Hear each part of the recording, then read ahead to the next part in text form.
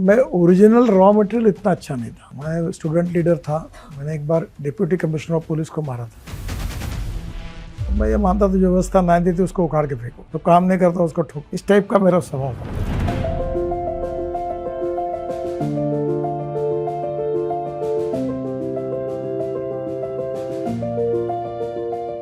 Vote from the poor and money from the rich, ये सबसे बड़ा फार्मूला पॉलिटिक्स है।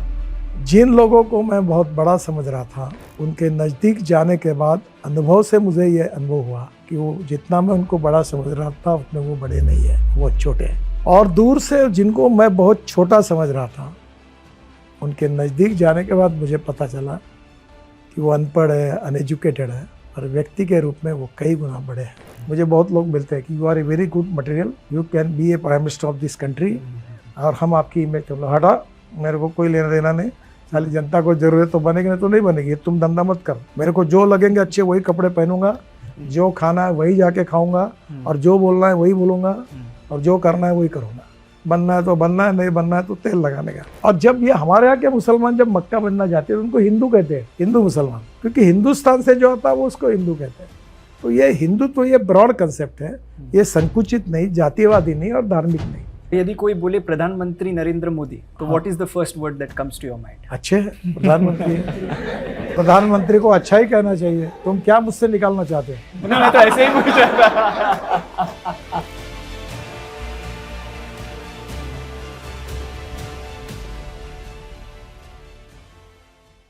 आज हमारा सौभाग्य है कि सर आप जुड़े हैं हमारे साथ। ये ऐसे व्यक्ति है जो आप लोग के लिए 3 टाइम सांसद रह चुके हैं, भाजपा के पूर्व अध्यक्ष रह चुके हैं, एंड केंद्रीय मंत्री एसेंशियली है। पर मेरे लिए ही इज़ वन स्लोगन, सबका साथ सबका विकास। और ये मैं आपको क्यों बता रहा हूँ, क्योंकि नागपुर या दिल्ली में आप किसी से भी पूछेंगे saying that you know can you go to his home and can you have a conversation, everyone from 16 to 75 and even above goes to his home and solves their problems. And it's one thing for arm people and आम आदमी to go and approach a union minister and solve their problems. तो opposition को भी कभी भी मैं पूछता हूँ saying that who is the one person that you will go to in the Modi cabinet and who will solve all your problems? तो सब लोग यही बोलते हैं कि हम सर के पास जाते हैं। And this is something that we as an organization are trying to build leaders who are essentially more inclusive. So we are not going to talk about politics, we are not going to talk about Rajniti as such, because I want to understand the man behind who he is today.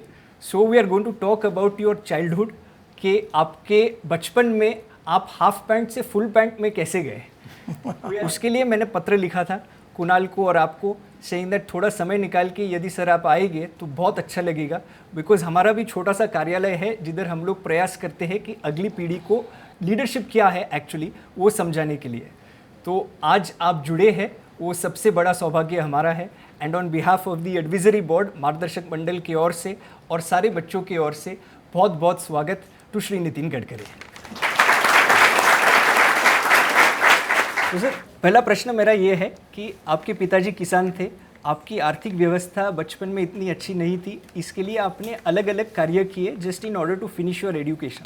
वो समय के बारे में जब आप सोचते हैं तो is there something that you picked up during that time which politics has not been able to teach you till now?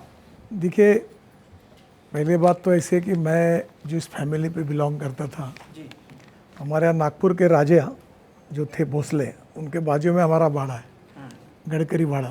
तो राजवाड़ा और गडकरी वाड़ा। पर धीरे धीरे मेरा जन्म जब हुआ तो वो मिट्टी का था बड़ा, तो बाड़ा बच गया, बाकी सब चला गया। तो उतना नहीं था, पर इतना भी नहीं था कि मुझे एजुकेशन ना मिले। तो मैं जब स्कूल में था तो मेरी माँ के व्यक्तित्व ने मुझे बहुत प्रभावित किया। पर मेरी गड़बड़ी हुई कि 1975 में मैं HSC में था 11th क्लास में, और तब इमरजेंसी लग गई। तो मेरा पहले से संबंध RSS से था। तो आप में से कुछ लोग शायद पता नहीं होगा कि साइकिल स्टाइल मशीन होती थी, और उस साइकिल स्टाइल मशीन में एक ट्यूब रहती थी, जैसे टूथपेस्ट रहती है वैसे एक इंक होती थी, उस पर स्टेंसिल लगाते थे। और फिर वो मेरा घर पुराना होने के कारण वो पुलिस के नज़रों में नहीं आ सकता था, इसलिए घर के अंदर वो मशीन लगाकर एक स्टेंसिल एक काट के देते थे लिखकर, और फिर हम 2 लोग बैठकर उस पर वो हाथ घुमा के वो पम्पलेट निकालते थे, और फिर 100 के गड्ढे लगाकर फिर मैं सब जगह पहुंचाने का काम करता था। तो मैं साधारण विद्यार्थी था, बहुत होशियार नहीं था, फर्स्ट क्लास में पास होता था, पर ये मेरे इमरजेंसी ने मेरे करियर को समाप्त किया। मैंने ध्यान नहीं दिया, घर वाले भी नाराज़ हुए। मुझे 52% मार्क मिले एग्रीगेट, और साइंस ग्रुप में 49.26% मिले। घर वाले भी नाराज़ हो गए कि मेरा ध्यान नहीं है। मेरे जो बहनें थे वो भाभा एटॉमिक रिसर्च सेंटर में काकोड़कर साहब के साथ न्यूक्लियर साइंटिस्ट थे, तो सब एजुकेशन का माहौल था, उनको लगा ये बिगड़ गया है। स्वाभाविक रूप से मैं इंजीनियरिंग के एडमिशन के लिए डिस्क्वालीफाई हुआ, क्योंकि मेरा साइंस ग्रुप का परसेंटेज 49.26% था। अब आज मुझे 17 डिलीट्स मिले, डॉक्टरेट्स, उसमें से 9 मेरी वाटर कंजर्वेशन और एग्रीकल्चर में। वैसे मैं बाकी काम ज़्यादा करता रहता हूँ। अब 11 वर्ड रिकॉर्ड हो गए। तो लोगों को ये गलत फहमी है कि मैं इंजीनियरिंग के बारे में बहुत समझता हूँ, क्योंकि ये मुंबई का वर्ली बांद्रा 55 फ्लाईओवर, मुंबई पुणे हाईवे, ये मेरे यंग समय मुझे करने का मौका मिला, पर मुझे उतना कुछ ज़्यादा समझता नहीं। तो मैं गो गेटर हूँ। मैं हर बार एक बात याद रखता हूँ कि मुझे जो कुछ मिला है वो मेरी औकात और हैसियत से बहुत ज़्यादा मिला है। तो मुझे कोई टेंशन नहीं, कोई लेना नहीं, कोई देना नहीं। मेरा भाग्य ऐसा रहा कि मुझे अच्छे अच्छे लोगों के साथ संपर्क आया, और मैं ये मानता हूँ कि ये छोटे छोटे लोगों के अनुभव से, मुझे टीचर्स है, माँ है, मेरे मित्र हैं, फिर मैं स्टूडेंट लीडर बन गया बाद में। मैं बड़ा एग्रेसिव और मिलिटेंट था। तो साधारणतः जीवन में अच्छे लोगों को देखकर मेरे में काफ़ी सुधार हुआ। आपने अपनी माँ के बारे में जिक्र किया, आपने बोला कि बहुत प्रोफाउंड इन्फ्लुएंस रहा माँ का आप पे। तो इसमें एक चीज़ आपकी माँ की थी कि उनको दूसरे लोगों को खाना खिलाना बहुत अच्छा लगता था। When you have a lot तो it is easy to give. आपके बचपन में जब सपोज़ 10 चपाती बनती थी, तो जब माँ आप दूसरे लोगों को जो घर में आती थी उनको खाना देती थी, तो तभी आपके मन में कभी विचार नहीं हुआ कि you know why is my mother giving the food to other people when there is only this much for us? ये समस्या आती थी कि वो उतनी अफोर्डेबल स्थिति नहीं थी। पर मैं एक बार घर में आया और मैं अंदर घुस गया और मैंने खा लिया कुछ, तो मेरा दोस्त बाहर बैठा था। तो माँ ने मुझे बहुत डांटा, पिटाई भी की और बोला गलत आता है, ऐसा है, उसको आधा तो आधा तुम खाओ। तुम जितना लोगों को दोगे उससे 10 गुना ज़्यादा भगवान आपको देता है। ये बात मैंने अनुभव की है। इसलिए दिल बड़ा रखना चाहिए। दिल तो बड़ा रखना चाहिए, और राजनीति में भी आप बहुत बड़ा दिल रखते हो, ये बात बहुत सारे लोग बताते हैं। पर आप खाना खाने का तो पसंद करते हो, बट दूसरे लोगों को खिलाने का भी बहुत पसंद करते हो। मुझे कभी कभी लगता है कि ये मतलब ये योजना है या फिर कोई ब्रह्मास्त्र है, क्योंकि ऐसे बकरी को काटने के पहले खिलाया जाता है। तो ये यदि आपकी योजना है कि मतलब खाने के माध्यम से लोगों को नज़दीक लेके आना? नहीं, मैं राजनीतिज्ञ नहीं हूँ, लगभग बिल्कुल नहीं के बराबर। मैं स्ट्रेट फॉरवर्ड आदमी हूँ, डरता नहीं किसी से, और बोलने में भी साफ हूँ। मैं आज तक राजनीति में झूठ नहीं बोला हूँ, और मुझे जो पड़ता है मैं करता हूँ। और इसलिए एक बात आपको important, human relationship is the biggest strength of politics, business and everything. आपके मानवीय संबंध है वो महत्वपूर्ण है, और इसलिए अच्छी बात करना, नम्रता, शालीनता, सहजता, सहृदयता, ये तुम्हारे ऑर्नामेंट्स हैं। Respect should not be demanded, it should be commanded. If you deserve for it, you will get it. आप दूसरी बात बताओगे, जो मेरा एक बार दोस्त बना, वो गड्ढे में गया तो भी मैंने उसका हाथ नहीं छोड़ा। तो मैं तो अटल बिहारी वाजपेयी की वो बात को याद रखता हूँ। एक बार मैं उनके साथ था, तो उन्होंने कहा कि कानूनी काम अगर किसी का भी होगा, भले तुम्हारा दुश्मन हो, उसका भी करना होना चाहिए, और गलत काम अगर किसी का होगा अपने साथ भी, उसको बोलो नहीं करना चाहिए। तो मैं उसी का, मैं रोड बना रहा हूँ, तो मैं एक रोड बनाऊँ और 10 के बाद कांग्रेस का MP है तो रोड बंद कर दूँ, ऐसा नहीं। अब ये शशि थरूर जी का फ़ोटो है, उनकी एक फैमिली के रिलेशन में एक सीनियर कपल है तिरुवनंतपुरम में। अब उनका घर ही टूट रहा था रोड में। उन्होंने मुझे कहा नितिन भाई इसको बचाओ, बहुत सीनियर लोग हैं बेचारे, बच्चे वगैरह उनके भी सब फॉरेन में हैं और घर टूट जाएगा। तो मैंने वहाँ के इंजीनियर से सबसे बात कर मैंने कहा ट्राई करो, अगर ये स्ट्रक्चर हिला कर ये घर बच सकता है क्या, शायद बच गया हो। तो कोई भी अच्छे काम बताता है तो मैं उसकी मदद करता हूँ। यही जो क्वालिटी है वो सबको भाती है, सेइंग दैट आप किसी का भी काम रहता है और यदि वो भारत के लिए है तो वो पहले आप करोगे। ये जो आपकी विचारधारा है, और आपने आरएसएस के बारे में जिक्र किया, तो आरएसएस की कार्य पद्धति जो है वो आप में साफ नज़र आती है।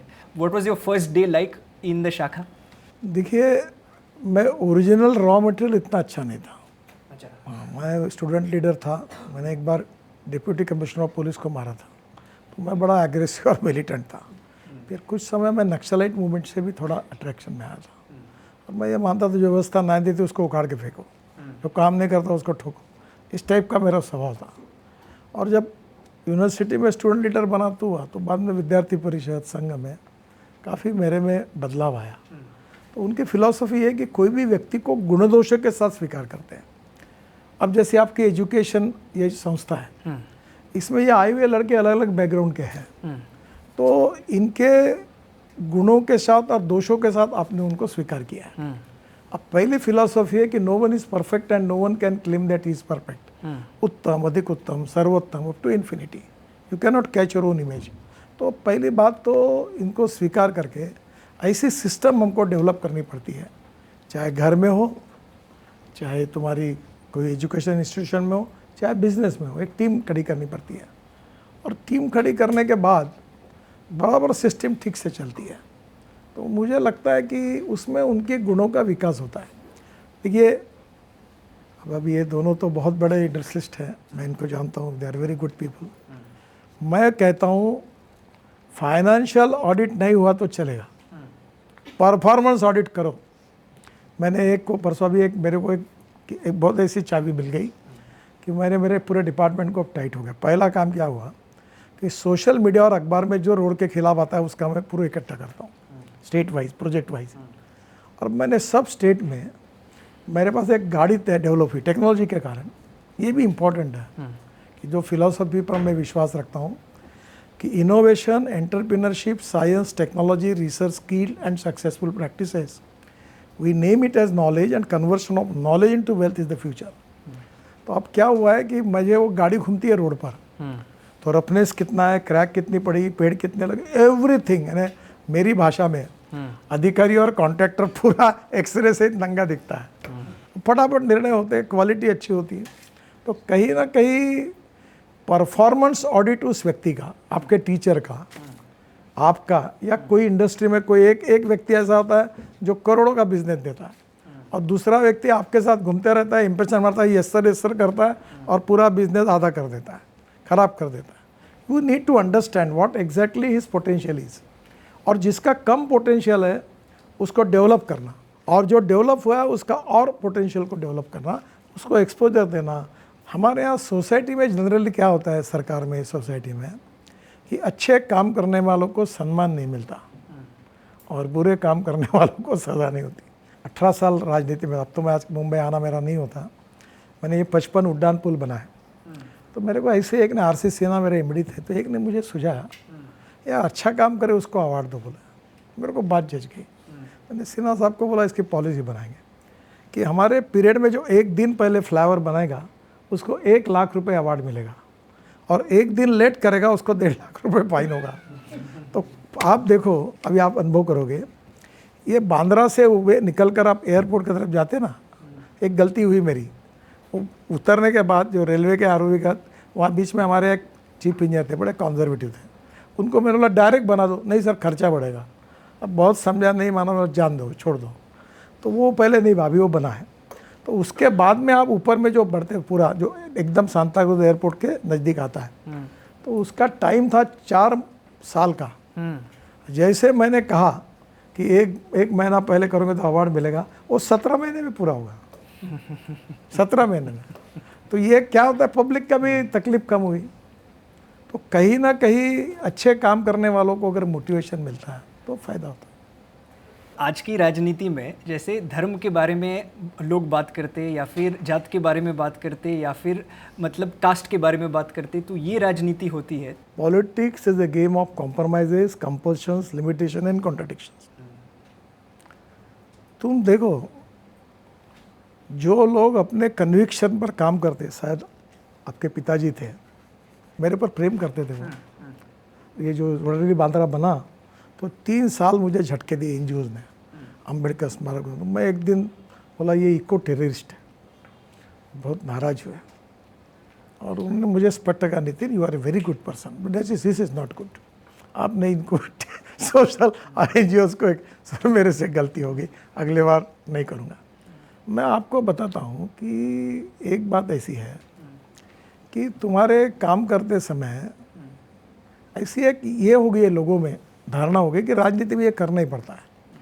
अब मेरा बोलना ठीक नहीं कर, तो आउटस्पोकन हूँ थोड़ा, तो मैं ये जातीयवाद, सांप्रदायिकता ये सब चलता है। तो चुनाव में भी तीसरे बार जीता हूँ, मुझे सबके वोट चाहिए और बुद्धिमान लोगों के वोटों से कम ज़्यादा मार्जिन आती है। जब सब लोग मत करते हैं तब ज़्यादा मिलती है, क्योंकि vote from the poor and money from the rich, ये सबसे बड़ा फार्मूला है पॉलिटिक्स का। पर मैंने तय किया मुझे नहीं करना है कॉम्प्रोमाइज़। मैंने भी किए कॉम्प्रोमाइज़, मैं पॉलिटिक्स में सब जगह से गया। एक दिन मैंने तय किया कि मैं अपने कन्विक्शन के साथ नहीं करूँगा। मैंने 40-50 हज़ार लोगों में कहा कि जो करेगा जात की बात उसको कस के मारूंगा लात, बोला। पर सब मेरे पास के लोग डर गए, वाह तुमने क्या बोला। अरे छोड़ मतलब साले, आदमी चुन के नहीं आता तो क्या मरता क्या। साले मेरी राजनीति मेरे हिसाब से चलेगी, जो देगा देगा, नहीं देगा नहीं देगा। अच्छे वोटों से चुन के आया। फिर मैं एक मुस्लिम कम्युनिटी के बड़े कार्यक्रम में गया, तो वहाँ जाने के बाद 10-1 हज़ार लोग, मैं सब समाज में पॉपुलर हूँ पर मैंने अपनी आइडेंटिटी छिपाई नहीं कभी। मेरे विचार क्या है, मैं कौन हूँ, मैं क्या हूँ, ये मैं स्पष्ट बताता हूँ। फिर भी लोग मुझे ऊपर प्रेम करते हैं। तो उनके सामने क्या, मैं देखो आप याद रखना मैं प्योर आरएसएस वाला हूँ। कल वोट देने के बाद पछताओगे तो देना है तो दो, नहीं तो मत दो मतलब। पर मैं उस संस्कारों में पढ़ा हूँ कि जो वोट देगा उसका भी काम करूँगा, नहीं देगा उसका भी करूँगा।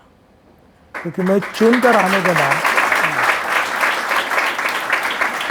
मंत्री बनने के बाद, मैं पार्टी का नहीं हूँ, मैं देश का हूँ। तो मुझे कोई प्रॉब्लम नहीं आता। मुझे अपोजिशन पार्टी भी प्रेम करती है, सब करते हैं। मैं आपको बताता हूँ, अब इस बार मैं महाराष्ट्र में चुनाव में गया, करीब 87 सभाएं की। तो मेरे मन में आया कि ये सब इतने लोग आते, गाड़ियाँ लगाते, बसेस लगाते, चाय पानी नाश्ता सबका फुकट में, कोई बच्चों को उठाता, कोई आता। अब हमारे ऐसे 1-1 लाख लोग की रैली पर हम भाषण देते रहते लोग। तो मैंने इस बार देवेंद्र जी ने जब मुझे कहा कि आपको समय दो, आपकी सब जगह डिमांड है, तो मेरी एक कंडीशन है, मेरे सभा के लिए गाड़ियाँ लगा के लोग नहीं लाना और ये लफड़ा लोचा नहीं। जितने आए उतने मुझे चलता है उल्ला। पूरे महाराष्ट्र में हुआ, कोई देश में कोई प्रॉब्लम नहीं हुआ। लोग अच्छा चाहते हैं, चालू है नेता, वो अपने जात का बार बार ब्लैकमेल करने के लिए उपयोग इसलिए करता है कि उसको टिकट चाहिए। उनके जात वालों के मन में जात नहीं है। और इतिहास ये है कि किसी जाति के नेता ने किसी जाति का भला नहीं किया। जब वो चुन के आता है तो बोलता है मेरे लड़के को टिकट दो, मेरे पत्नी को टिकट दो, मेरे ड्राइवर को टिकट दो, और कोई नहीं रहा तो मेरे चमचे को टिकट दो। कोई अलग बाहर नहीं सोचता और जात का। पर जब टिकट देने की बात करता है तो वो खुद बोलता है कि मेरी जात का अगर मुझे वोट नहीं दोगे तो मेरी जात पार्टी के साथ नहीं रहेगी।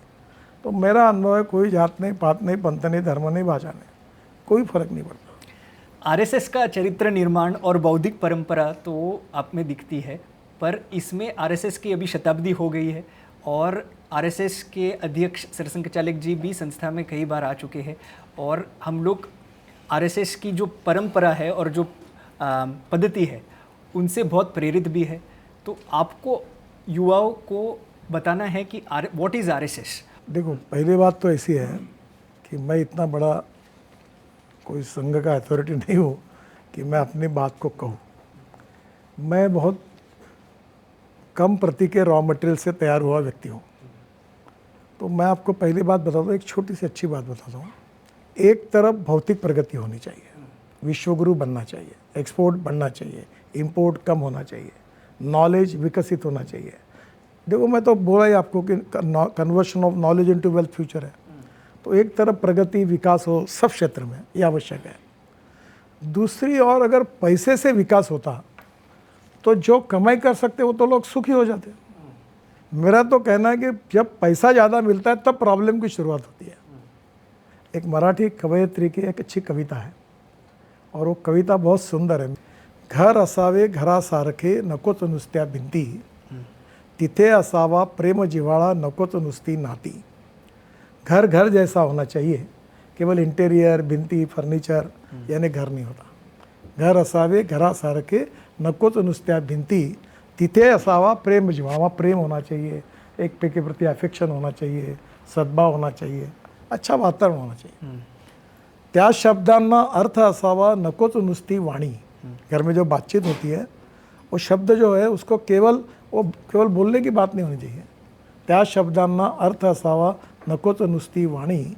अश्रूतूनही प्रीत झिरपावे नकोच नुसते पाणी. यानी घर में एक में नुसती प्रेम जिव्हाळा, अच्छी रिलेशनशिप, विश्वास, सौहार्द ये होना चाहिए.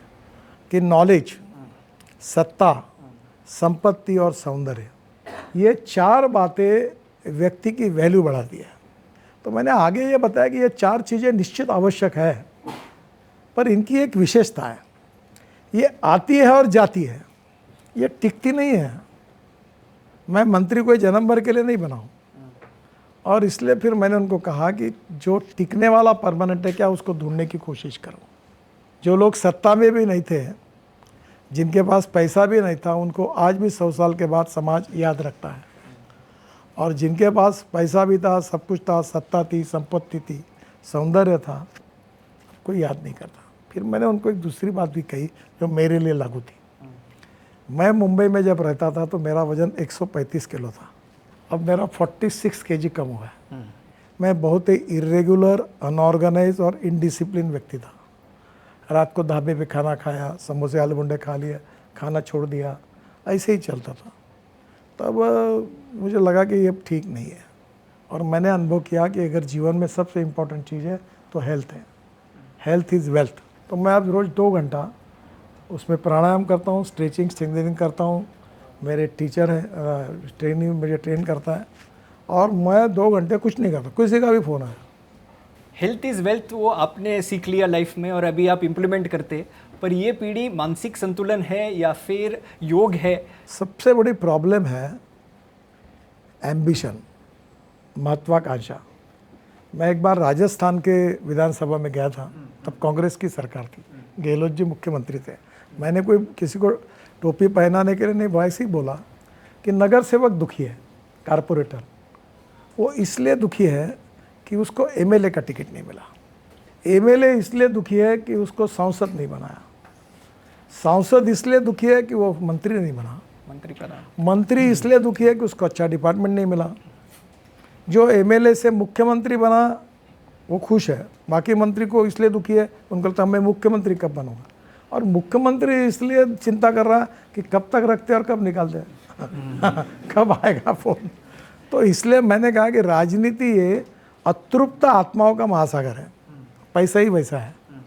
एक इंडस्ट्री दूसरी कितना भी मिलो, आप पे भूख नहीं क्षमती. आखिर करते रहो, पर एक बात समझ लो कि हमें जीवन में आनंद किस में है. पहली बात, भविष्य के बारे में सोचो और काम करो, पर भविष्य की चिंता मत करो. जो होगा सो होगा, मैं नहीं चिंता करता. उसके लिए ये जो लोग हैं ना, इनका रोज क्या होता है, इनको 5% मार्क कम मिले तो भी इनकी तबीयत ब्लड प्रेशर डाउन होता है. मत करो ये. मैं लॉ कॉलेज में था, मेरे पास जो मेरिट में पास हुआ उसने प्रैक्टिस शुरू की, उसकी प्रैक्टिस नहीं चलती. और जो सेकंड क्लास था और बेचारा 2 बार फेल हुआ और धिंगा मस्ती करता था, वो देश के अच्छे वकीलों में चले गए. नॉलेज को हासिल करना और सक्सेस मिलाना ये 2 अलग बातें हैं. अच्छा, ये कॉम्बिनेशन अच्छा है कि एक तरफ तुम डिग्री में भी आगे हो और सक्सेस भी अच्छा मिल रहा है. This is a very good. But ये हर बार होगा ऐसा संभव नहीं है. मेरे लड़कों को भी कहा, तुम मेरिट में नहीं पास हुए तो चलेगा, पर तुम अच्छे इंसान बनो. अच्छे इंसान नहीं बनोगे और मेरिट में पास होगे तो तुम्हारे मेरिट का कोई उपयोग नहीं. आप मेरिट में भी पास हो और अच्छे इंसान बनो, संवेदनशील. आज मैं अभी आ रहा था एक पुल पर, एक्सीडेंट हो गया. तो कोई रुका ही नहीं. उतने में मुझे आश्चर्य लगा, एक स्कूटर वाला गिर गया था. तो मैंने कहा कि कोई तो कोई सेकंड उसको देखो, 2 मिनट रुको. अब मेरा प्रॉब्लम कि मैं रुकूँ तो पूरा मेरे साथ 50 गाड़ियाँ होती, ट्रैफिक लगता. तो मतलब जाओ देखो, कोई व्यवस्था करो उसकी. Social consciousness, social awareness, social sensitiveness. अगर यहाँ पत्थर पैर को लग जाता है तो वेदना यहाँ होती है। आदमी का ये है शालीनता, नम्रता, सहजता, सहृदयता, संवेदनशीलता, अच्छेपन, वैल्यूज़ पर विश्वास रखना और परोपकारी वृत्ति रखना, these are the important degrees even more than knowledge, ऐसा मुझे लगता है। The fact that you have said that these are more important degrees than the degree itself will be something that I think everyone out here will enjoy and will show this conversation. एक मेरे बात लगा, कभी आजकल वो राजनीति media वालों कल मेरी कैसी न्यूज़ छाप देंगे मुझे पता है। तो आपका knowledge is very very important, पर नॉलेज के साथ इससे भी इम्पोर्टेंट है ह्यूमन बीइंग, अच्छा ह्यूमन बीइंग बनना। ये मेरा भाव है। बिल्कुल। और इसमें यदि ह्यूमन बीइंग जैसा अच्छा बनना जो सबसे महत्व की बात है, उसमें इन योर चाइल्डहुड, बचपन में ऐसा कोई उदाहरण आपके दिमाग में आता है जहाँ somebody taught you how to be a good human being or taught you the qualities and values that you speak today? हाँ, ये बड़ा आश्चर्यकारक प्रवास है। मैं देश के सब बड़े बड़े व्यक्तियों को जानता हूँ। तो मैं भी आप जैसे ही कॉमन में क्रिकेट खेलता था, तो मेरे समय वो लॉयड, सोबर्स, कनाय, रिचर्ड्स, वो वेस्ट इंडीज़ के प्लेयर रहते थे। तो मैं सोचता था, उसकी हाइट देखता था, मैं अच्छा बैट्समैन नहीं हो सकता हूँ क्योंकि मेरे में ताकत नहीं है। अगर पर्सनैलिटी अच्छी होती और मजबूत होता, कसरत करता, मसल अच्छे होते तो अच्छा बैट्समैन होता। फिर मैंने सुनील गावस्कर मेरे पास आए और सचिन तेंदुलकर है। तो मैंने ये सही किया हुआ है, मैं एक रिक्वेस्ट करूँ ज़रा दीवार के सामने खड़े रहो। मैं भी खड़ा रहा और मैंने देखा तो ये दोनों मेरे यहाँ तक। और फिर सुनील गावस्कर मैंने भी, जो एंडी रॉबर्ट्स बॉलिंग डालता था दौड़ते हुए और तुम उसके आगे सामने आके छक्का मारते थे, तो तुम्हारे में ताकत ऐसी कैसी इतनी आई? तो उन्होंने दोनों ने मुझे कहा, Nitin ji, cricket is not a game of strength, it is a game of skill, कौशल्य। और कौशल्य जो है ये इम्पोर्टेंट है। तो लाइफ में हमें ये जो स्किल है, कौशल्य है, बोलने का, व्यवहार करने का, डील करने का, प्रेजेंट करने का, सब बातों का एक प्रेजेंटेशन का एक कौशल्य है, स्किल है, हमको वो आत्मसात करना पड़ेगा। अब मैं दुनिया भर, बिल गेट्स से लेकर अमिताभ बच्चन से लेकर सबको मैंने नज़दीक से देखने का मौका मुझे मिला। और उनमें से कुछ लोग बहुत, रतन टाटा जी का मैं अक्सर जिक्र करता हूँ। देखिए, मैं उनको एक उड्डान पुल के उद्घाटन के लिए गया था, ये नई मुंबई में। तो उनके घर गया कुलाबा और हेलीकॉप्टर से हम दोनों गए थे। फिर उतरने के बाद मैं जनरली गाड़ी में उतरा तो बैग वगैरह कुछ, तो मैं, मेरे साथ तो सरकार में 10 लोग रहते, बोले टाटा साहब के बैग ले। नो नितिन, मैं अपनी बैग खुद लूँगा। फिर मैंने कहा कि ये ड्राइवर इधर बैठा है तो जनरली इस कोने में, नो आप इधर बैठो, मैं इधर बैठूँगा। मैंने उनकी शालीनता, नम्रता मैंने देखी तो मैं ज़िंदगी भर उसको, अमिताभ बच्चन की देखी। अभी एक मैं रोड सेफ्टी पे कार्यक्रम करता था, तो उसमें क्या हुआ, एक छोटा बच्चा 5वीं 6वीं के 2 लड़के लड़कियाँ वो स्टेज पर आते हैं, तो उसका शूटिंग चल रहा था, वो और मैं बैठे थे। अब मेरे में गलती हुई, वो दोनों लड़के जब आने लगे, चढ़ने लगे, तो मैं नीचे बैठ रहा। अमिताभ बच्चन उठकर खड़े हुए, खड़े होकर उन्होंने उनको नमस्कार, तो मुझे संकोच हुआ, मैं भी खड़ा और मैंने नमस्कार किया। तब मेरे ध्यान में आया कि छोटा भी हो तो भी उसका सम्मान कर रही है, इतने बड़े एक्टर होने के बाद। तो मैं आपको एक बात बहुत सिंपल बताता हूँ, नाम नहीं लेता किसी के। जिन लोगों को मैं बहुत बड़ा समझ रहा था, उनके नज़दीक जाने के बाद अनुभव से मुझे ये अनुभव हुआ कि वो जितना मैं उनको बड़ा समझ रहा था उतने वो बड़े नहीं है, वो छोटे हैं। और दूर से जिनको मैं बहुत छोटा समझ रहा था, उनके नज़दीक जाने के बाद मुझे पता चला कि वो अनपढ़ है, अनएजुकेटेड है, और व्यक्ति के रूप में वो कई गुना बड़े हैं। और इसलिए अच्छाई का पेटेंट किसी के पास नहीं है, चाहे छोटा हो चाहे बड़ा, उसमें जो अच्छाई है उसको आत्मसात करने की कोशिश करना, यही व्यक्ति निर्माण की सबसे अच्छी प्रोसेस है। बहुत ही बेहतरीन। और मुझे बाला साहेब ठाकरे जी ने एक बार कहा था, मैं जाता था, ये रोज़ कोई तो भी विरोध करते थे, बाल ठाकरे बड़े फक्कड़ थे बोलने में, और मैं बोला साहब ये ऐसा हुआ वैसा हुआ, इधर आओ। बोले, एक एक्रिलिक के शीट पर एक लिखा था, I like people who can get the thing done. बोले लेके जा और आगे चल के तेरी ये प्रॉब्लम लेके मेरे पास मत आना। मैंने मंत्री तेरे को इसलिए बना कि प्रॉब्लम तेरे को सॉल्व करना है, तू जिम्मेदार है, मेरे पास नहीं आना। कभी ना कभी there are some people who convert problems into opportunities, and there are some people who convert opportunities into the problems. तो मुझे लगता है कि सबसे इम्पोर्टेंट चीज़ है टीम वर्क चाहिए, और टीम वर्क में कप्तान को अहंकार नहीं होना चाहिए। ए नाम के व्यक्ति ने ए स्क्वायर काम किया और बी नाम के व्यक्ति ने बी स्क्वायर काम किया, तो टोटल वर्क हुआ ए स्क्वायर प्लस बी स्क्वायर।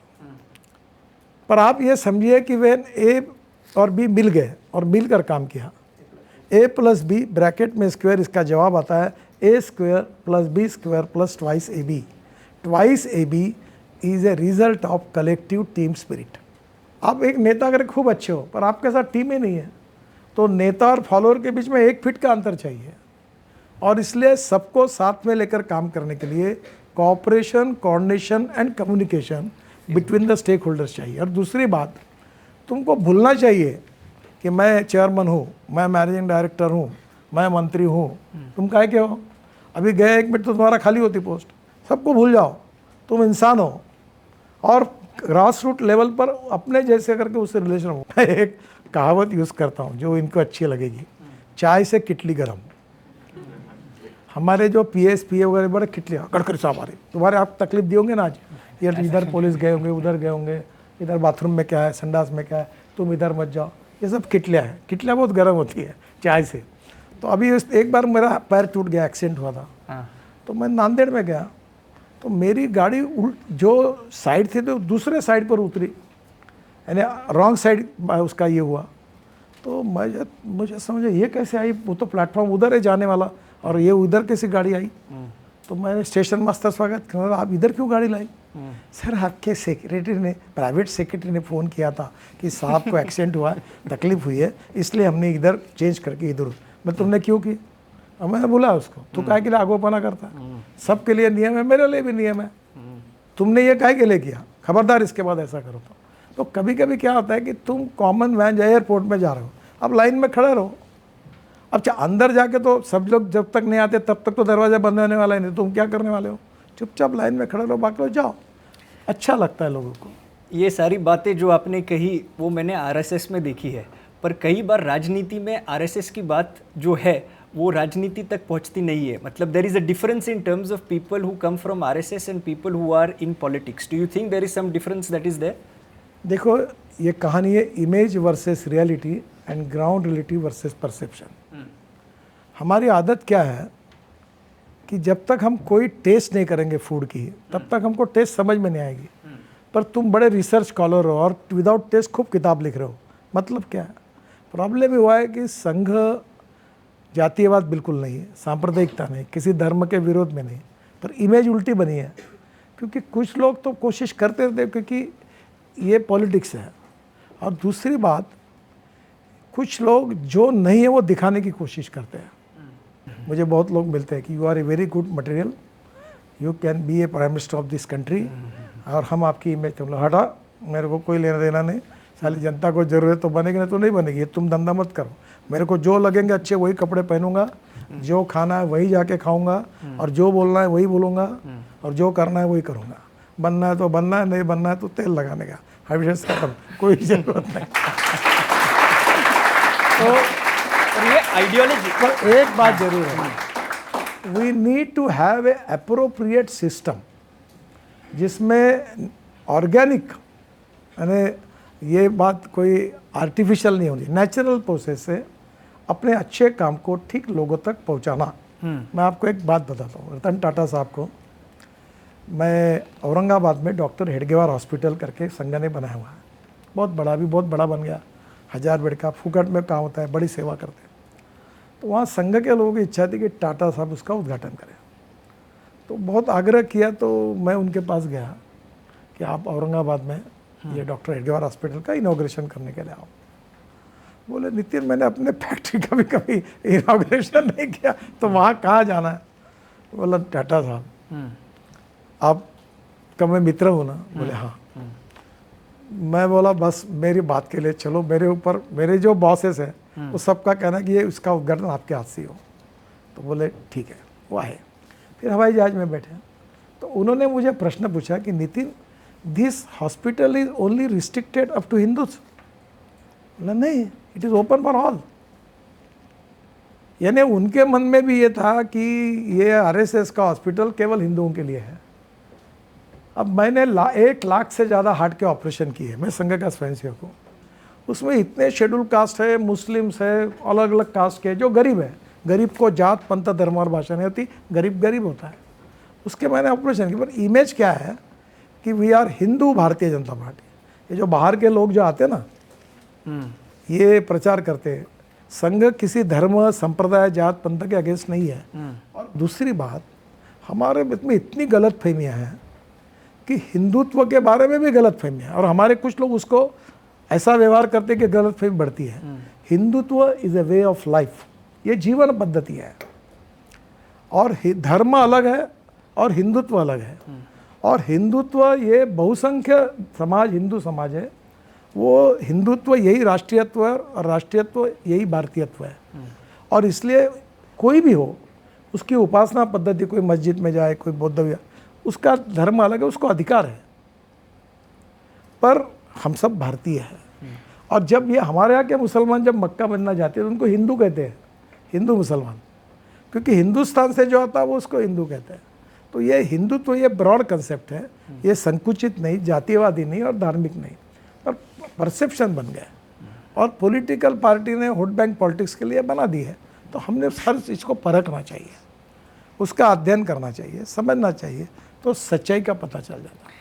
अध्ययन करने के बारे में आपने क्रिकेट का एक उदाहरण दिया, सचिन जी का और सुनील गावस्कर जी का। आज वैभव सूर्यवंशी का ज़माना है, T20 क्रिकेट का ज़माना है, और T20 क्रिकेट में यदि हर चीज़ फास्ट होती है तो हम लोग जो कंजम्पशन करते हैं न्यूज़ का, वो भी 90 सेकंड की रील में कंज्यूम करते हैं।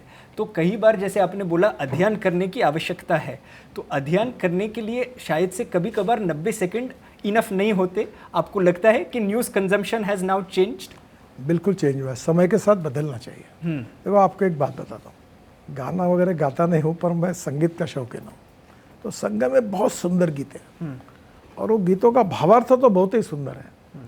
तो मेरे मन में आया कि ये गीतों को कुछ करना चाहिए। तो मैंने, शंकर महादेवन ने हमारे रोड सेफ्टी के सुंदर गीत तैयार किया, प्रसून जोशी ने तैयार किया, 22 भाषा में तैयार हुआ। तो मैंने वो गीतों का पूरा कि शंकर महादेवन को बोलो कि मेरी इच्छा है कि ये गीत तैयार करें।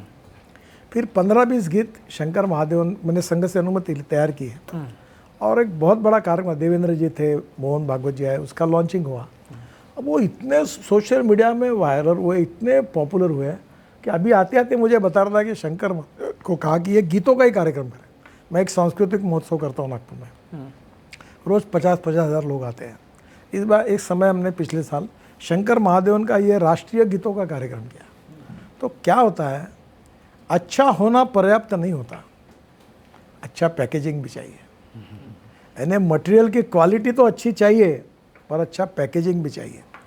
और पैकेजिंग भी अच्छा होने के बाद जब तक कोई हेमा मालिनी, श्रीदेवी वो नहीं बोलती कि ये साबुन मैं लगाती हूँ तो इसलिए मैं सुंदर बनी हूँ, तब हमारे गली की श्रीदेवी और हेमा मालिनी तब तक साबुन नहीं यूज़ करती हो।